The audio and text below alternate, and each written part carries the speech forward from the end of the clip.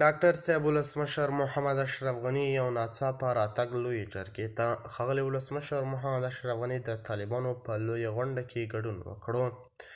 د طالبانو غوښتنه کړې وه چې د مسکو په غونډه کې باید اشرف غني له طالبانو سره یو ځای ګډون وکړي. ښاغلي ولسمشر محمد اشرف غني په هغه غونډه کې ډېرې څرګندونې وکړې چې ټول طالبان یې ګوته په غاښ کېنول.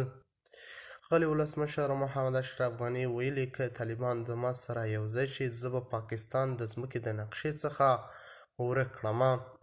اشرف غني پاکستان ته یې سخت اخطارونه هم ورکړي دي. د خرابات ټي وي چینل درنو لیدونکو سلام، ستړي مه شئ، وخت مو بخیر. هیله لرم چې جوړ او روغ به یې. په سر کې یادونه کوم که خرابات ټي وي چینل مو نه وي سبسکرایب کړی، په درنښت سره خرابات ټي وي چینل سبسکرایب کړئ. نن د لویې جرګې په دوهمه ورځ اشرف غني ته په ناڅاپي ډول حاضر شو او د سټیج په سر یې خبرې وکړې او ټول ګډونوال ورته ګوته په غاښ ناست وو. اشرف غني ټول حقیقتونه راوسپړل. د پاکستان دوه مخطوب او ناروا کارونه یو بیان کړل. د امریکا ټول رازونه یې افشا کړل. ټول چارواکي ورته په ژړا شول او د بابا زنده‌باد شعارونه یې ورکول.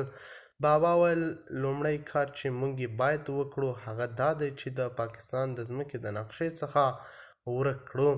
اشرف غني ویل زه په پوره ضمانت راغلی یم، زما جنرالان او ملي ځواکونه به هم په ډېر نږدې وخت کې په پوره ضمانت راشي. او په هغه غونډه اشرف غني په ملي بیرغ او اردو په اړه هم مهمې څرګندونې وکړې. د خرابات ټي وي چینل درنو لیدونکو دا و زموږ د دې مهال چمتو کړی خبر. د نورو تازه خبرونو لپاره خرابات ټي وي چینل په درنښت سره سبسکرایب کړئ.